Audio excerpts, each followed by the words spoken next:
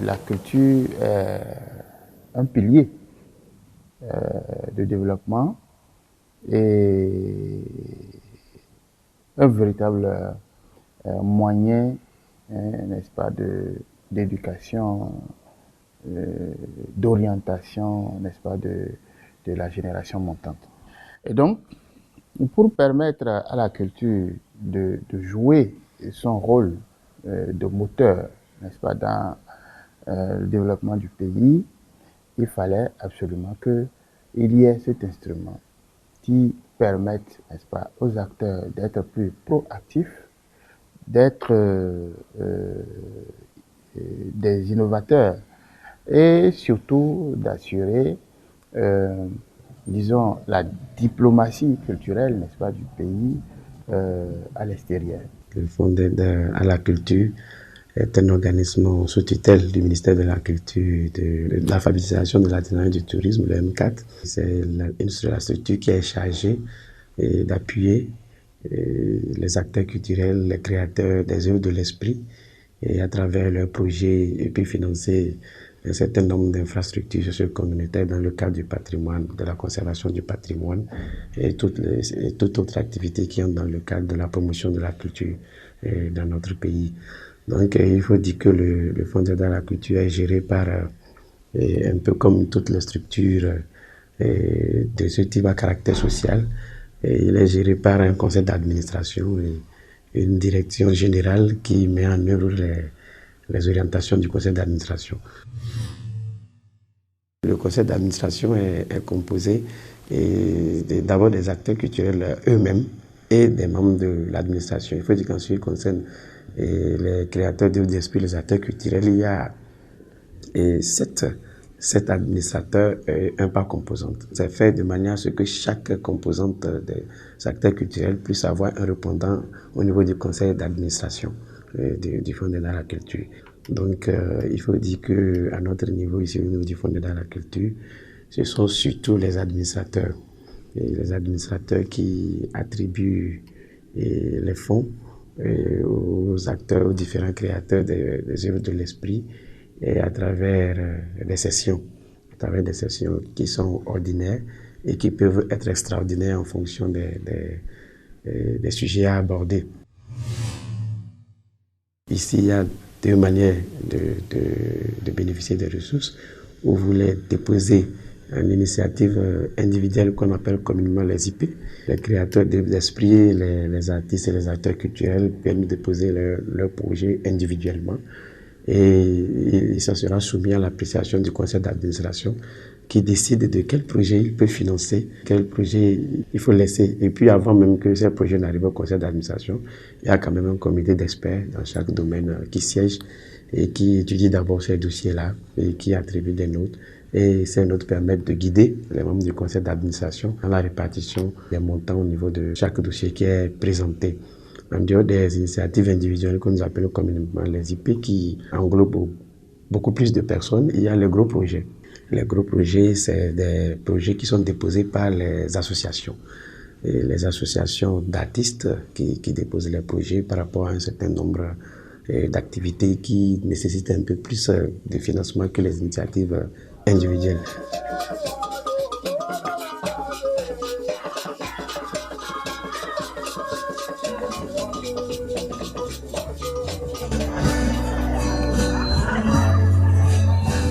Quand on dit, par exemple, qu'on a attribué, par exemple, 3 milliards, ou peut-être 5 milliards, ou 1,5 milliard, comme depuis quelques années, et quand on dit ça, les 3 milliards ne sont pas totalement et complètement affectés et à la répartition au niveau des projets des artistes, parce que, bon, la grande partie, c'est la répartition des projets des artistes, mais il y a une autre partie qui est souvent réservée par le conseil d'administration pour l'entretien, la réflexion ou peut-être la réalisation d'infrastructures socio-communautaires à caractère culturel, telles que l'intervention au niveau du musée, des musées et autres, tout ce qui rentre dans le patrimoine culturel. Il y a aussi un aspect qui est réservé pour d'autres, pour appuyer un certain nombre de festivals et d'activités qui sont fixes chaque année au niveau du secteur de la culture. Donc il faut dire que c'est plusieurs activités qui rentrent dans le cadre de la mise en œuvre des efforts que le gouvernement met à notre disposition. Donc, c'était parti avec un montant très, très réduit, mais aujourd'hui, c'est monté à 5 milliards grâce d'abord au chef de l'État qui, n'est-ce pas, adhère à une culture offensive et capable donc de véritablement jouer son rôle. Mais aussi, cela est dû aux acteurs culturels qui sont parvenus à convaincre par la qualité, n'est-ce pas, du travail qui se fait. C'est réparti en plusieurs thématiques. On a près de 6 à 7 thématiques. Chaque thématique a un montant correspondant. Le projet d'artistes financés. Les arts plastiques, il y a 35. Le cinéma, il y en a 29. La danse, 21 projets. La littérature, 51 projets. Musique traditionnelle moderne, 61 projets. Musique moderne, 68 projets. Musique traditionnelle, 126 projets. Patrimoine culturel, 45 projets. Théâtre, 57.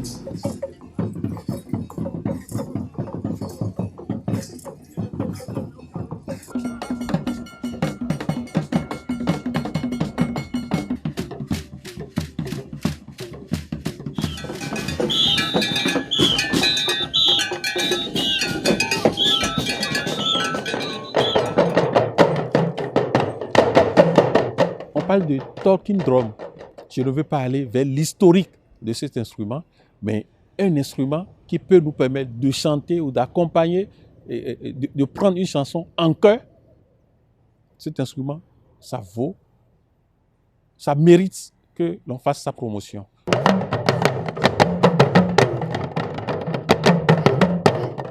Je ne vais pas oublier de remercier le premier partenaire qui est le Fondel et les administrateurs. Les administrateurs ont accepté la chose. On ne peut que les remercier et les exhorter à nous donner davantage. L'association Santa Maria a l'honneur de vous présenter ce soir l'opération 601. L'opération 601 qui consiste à lancer 6 albums de 6 jeunes artistes de styles variés, dont vous avez Adjarou de Tofo, Chibo Ladiba, Alissa et Aïsé Dalada et enfin Taoufik et Sakri de Cotonou. Un cocktail de musique aussi varié, une fusion d'énergie de la part de ces jeunes artistes qui ont accepté s'unir en un pour ensemble se révéler à vous. Ce projet a eu lieu grâce à l'appui du Fonds d'aide à la culture et sous la direction du conseiller Claude Kokou-Balogun, que je remercie pour tout ce qu'il fait pour les artistes en général. Ce que vous faites au Bénin pour la culture, sans vous mentir, vous êtes un modèle. Nous, Africains, nous voulons faire comme vous, Béninois.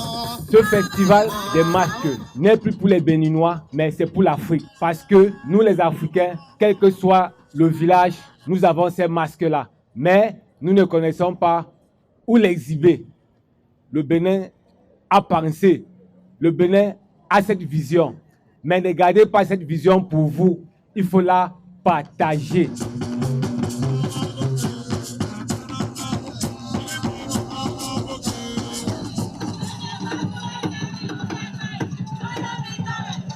Avec le représentant du ministre de la Culture, nous allons ensemble lancer dès cet instant la 2e édition de Bonjour Bénin. Du festival Bonjour Bénin 2020. Un homme normal, c'est quelqu'un qui a sa femme, sa maîtresse et sa co. Oui. On lève assis, d'accord. Est-ce qu'une voiture normale n'a pas de boulot secours? Pourquoi faire 4 minutes? Pourquoi dans ce boîte à main? Pardon? Ah, et t'étais un peu vivant. Quel pardon? On peut l'applaudir, on peut l'applaudir, on peut. Voilà. Et n'avez godo, mais l'œil dans la papa. Pourquoi?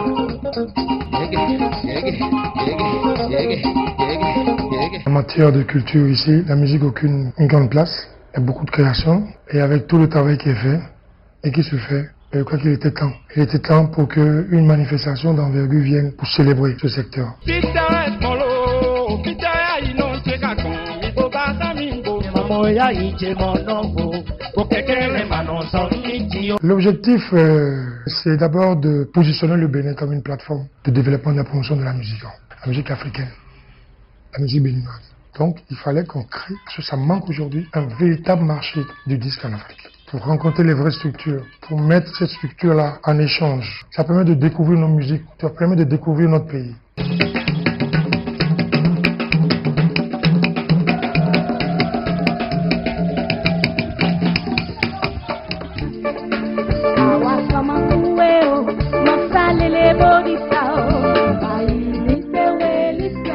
J'encourage le ministère et l'État béninois pour cette initiative, surtout que nous avons reçu des artistes venus des autres pays africains, d'un peu partout de l'Afrique. Je pense que c'est à saluer. Ça permet également à tous les artistes nationaux de pouvoir circuler sur une scène parce que nous avons beaucoup décrié le fait qu'il n'y ait pas assez de scènes sur lesquelles nous allons nous produire. On ne peut que souhaiter longue vie à cette initiative-là parce que le Bénin en a besoin. Vous avez vu les petits enfants danser et chanter la chanson béninoise. Le Bénin a besoin de ça. Sans développement de la culture, il n'y a pas de développement.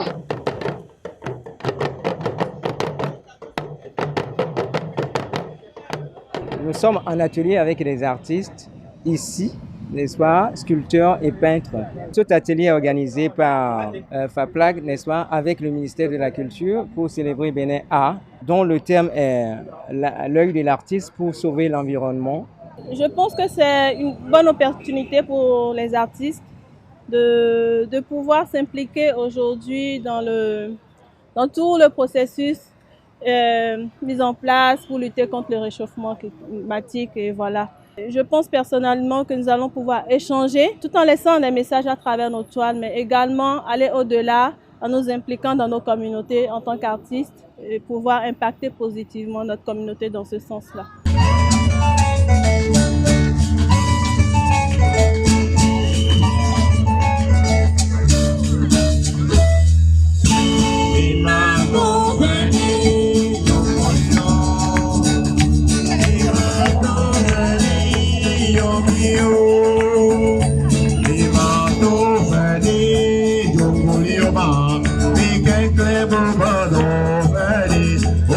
Le financier doit veiller à la disponibilité des ressources.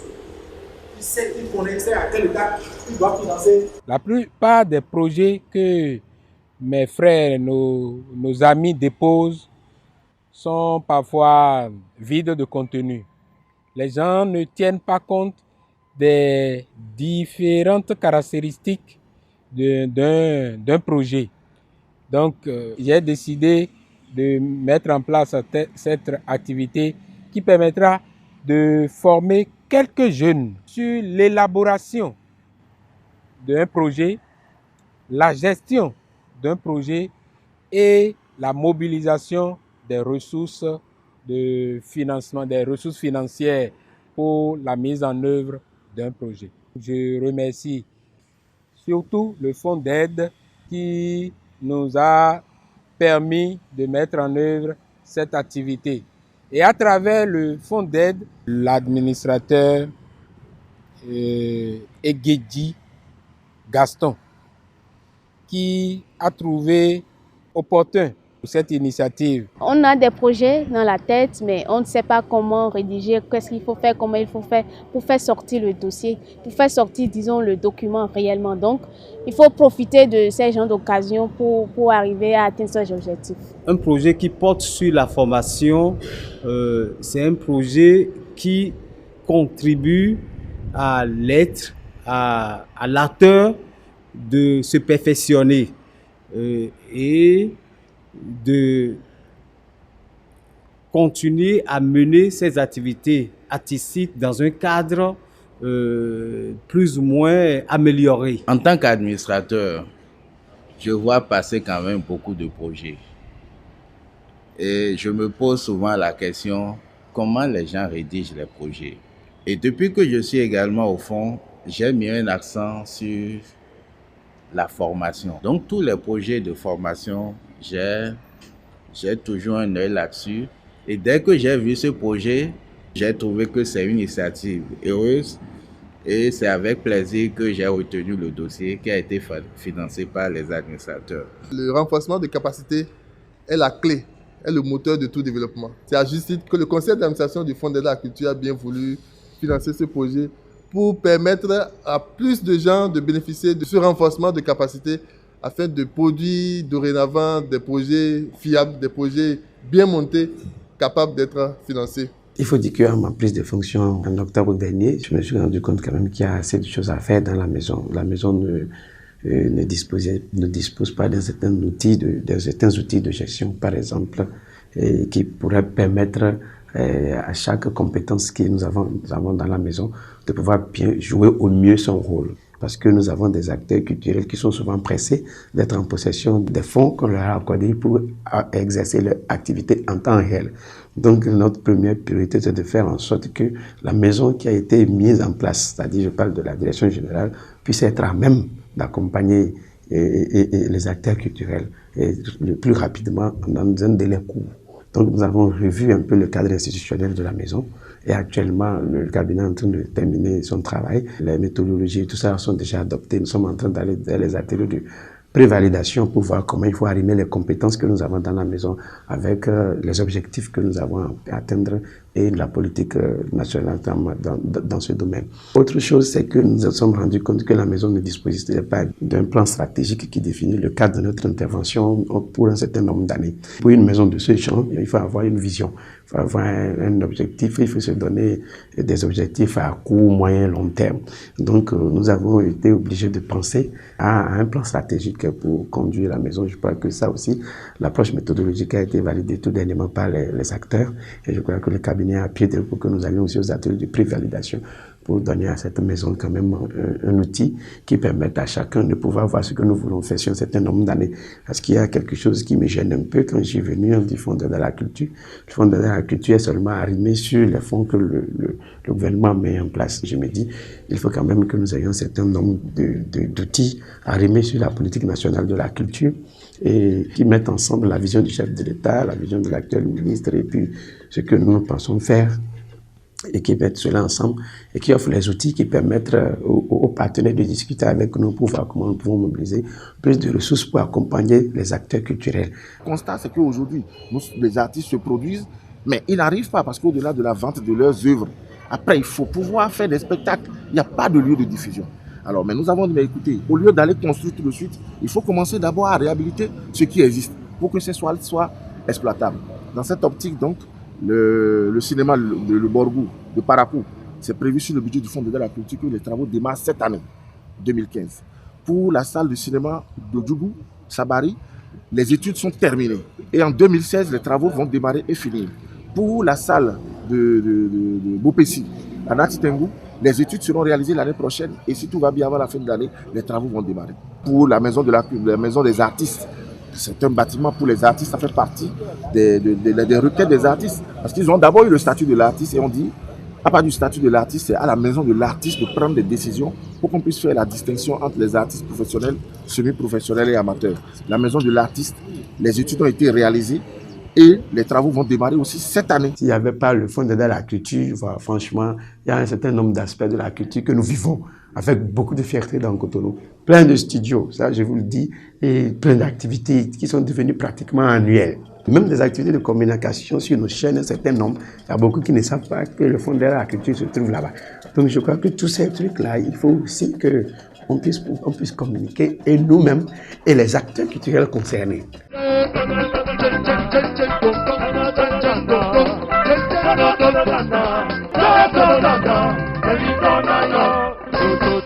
Le Bénin est un exemple de culture pour l'Afrique parce que pour une première édition, ce n'était pas évident, mais là, vous pensez que moi je vous tire mon chapeau sincèrement. Mention spéciale au gouvernement béninois parce que je sais que c'est pas facile ce qu'ils ont fait pour le peuple béninois et les artistes de l'Afrique et du monde entier. Avec le budget qu'ils ont débloqué, rien que pour leur pays, pour l'art en général, c'est à féliciter et ils ont donné l'exemple à tous les chefs d'État, à tous les gouvernements africains. Il faudrait vraiment qu'ils fassent pareil. Merci pour l'effort fait, mais on a besoin encore d'efforts financiers parce que les autorités, ils savent bien comment faire pour sortir les sous. Et nous autres artistes, nous savons comment faire pour les utiliser à bon escient. Moi, j'ai déjà reçu de l'argent, là, une fois, déjà, Mais je vous dis que quand tu fais un projet de 7 millions, on te donne 500 000. Qu'est-ce que tu peux faire? Tu peux avoir de très bons projets que tu envoies là-bas, on jette ça dans la poubelle. On jette ça. Parce que ta tête ne leur plaît pas, on jette. Il faut réformer. Les acteurs culturels attendent de nous des services de qualité. Donc, par rapport à ça, je crois que dans la maison, il y a eu quelques réaménagements et puis je pense que tous les acteurs culturels l'ont constaté. Et maintenant, à partir des derniers résultats des IP et autres, ils ont vu avec quelle célérité les dossiers ont été traités et puis comment ça s'est passé. Donc, franchement, nous mettons vraiment l'accent sur la qualité des services que nous allons rendre. Et ça, c'est vraiment très important pour nous. C'est parce que c'est ça qui permet d'apprécier la maison. Et c'est certainement, vous avez dû entendre, il y a eu quelques remous ces derniers temps-ci, dans la mesure où il y a des gens qui étaient venus pour usurper un certain nombre de choses que nous avons été obligés de les prendre. On n'avait pas le choix parce que il faut des actes forts, il faut des actes majeurs pour qu'on sache, comprendre que quelque chose a évolué et qu'il faut maintenant changer les manières de faire dans la maison pour apporter beaucoup de services. Chaque fois, les gens critiquent l'impact. Et surtout par rapport à ça, il y a une réforme précise sur laquelle nous sommes actuellement, c'est le service suivi et évaluation. Nous faisons tout pour être présent au maximum sur les activités qui sont financées par le fonds. Parce que si vous financez, vous prenez l'argent du contribuable et que vous financez sur le terrain et que vous n'êtes pas capable d'être présent, il n'y a pas une pesanteur de masse, il n'y a pas de pression sur ceux qui prennent l'argent. Donc du coup, ils sont capables de ne pas réaliser les activités avec l'argent qui est pris. Mais depuis que moi je suis là, je pense quand même que nous faisons cet effort. Je ne dis pas forcément que tout ce qui se faisait était mauvais, mais il faut dire quand même qu'à partir de notre arrivée, nous avons essayé sur ce plan-là aussi d'améliorer et sur le niveau, parce que c'est là vraiment que c'est important pour suivre. Et maintenant, quand nous faisons le suivi, nous nous organisons suite aux dernières recommandations aussi de l'hygiène, qui a fait un bon moment dans la maison, qui a fait assez de recommandations. Quand le conseil d'administration attribue, nous essayons de ne plus libérer la totalité. Nous essayons de faire en sorte que dès que les ressources sont parties, qu'il y ait quelque chose qui oblige les gens à venir rendre compte avant de prendre le reste.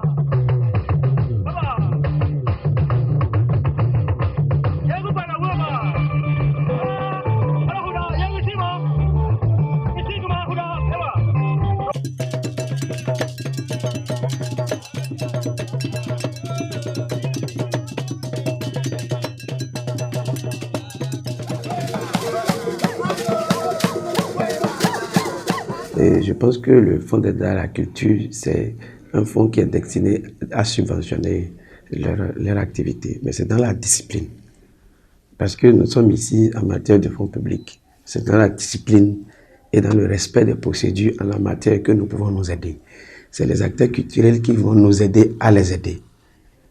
Parce que si le fonds d'aide performance, ça dépend de la qualité des acteurs culturels que nous avons. Il y a certaines exigences. Il y a certaines activités qui viennent vers nous et qui ne sont pas éligibles au fonds d'aide à la culture. Et par rapport à ça, quand nous disons que nous ne pouvons pas le faire, ils ne comprennent pas toujours. Mais il faut qu'ils cherchent à comprendre. C'est vrai que c'est notre devoir de sortir vers eux, mais il faut qu'ils comprennent aussi que la gestion des fonds publics a un certain nombre d'exigences auxquelles ils doivent se conformer. Et je peux leur garantir de nous notre disponibilité à les accompagner et pour faire en sorte que le Fonds d'aide à la culture soit quand même une maison qui soit quand même éligible à un certain nombre de distinctions. Et nous sommes prêts pour le faire. Et donc je dois leur demander franchement de rester serein et qu'ensemble, la main dans la main, nous pouvons vraiment faire en sorte que ce fonds puisse vraiment servir ce pays. Cette maison, nous devons en faire une maison, un service du développement qui impacte le maximum d'acteurs possibles. Notre souhait aujourd'hui, c'est de dominer les autres et d'être à la pointe au niveau donc de la sous-région. Ça veut dire que non seulement il faut créer les espaces, le cadre d'intervention, n'est-ce pas, des acteurs, mais il faut maintenant assurer une communication à l'externe, n'est-ce pas, sur notre culture. Ça veut dire que les activités qui sont portées vers l'extérieur vont avoir beaucoup plus de choses. À l'interne, il faut une mobilisation, une capacité de mobilisation des acteurs pour véritablement réussir, n'est-ce pas, leur activité. Et donc, je crois que sur cette réforme-là, il faut véritablement, mettre l'accent et surtout, la création d'espaces culturels qui permettent, n'est-ce pas, aux générations, nouvelles, les génies qui dorment en nos enfants de s'éclore. Et les grandes rencontres n'est-ce pas, au niveau national doivent être maintenus, mais les projets individuels doivent être, disons, réorientés, encourager le sponsoring, le soutien à l'interne pour que, effectivement, l'artiste comprenne que on peut vivre de façon autonome de son produit culturel.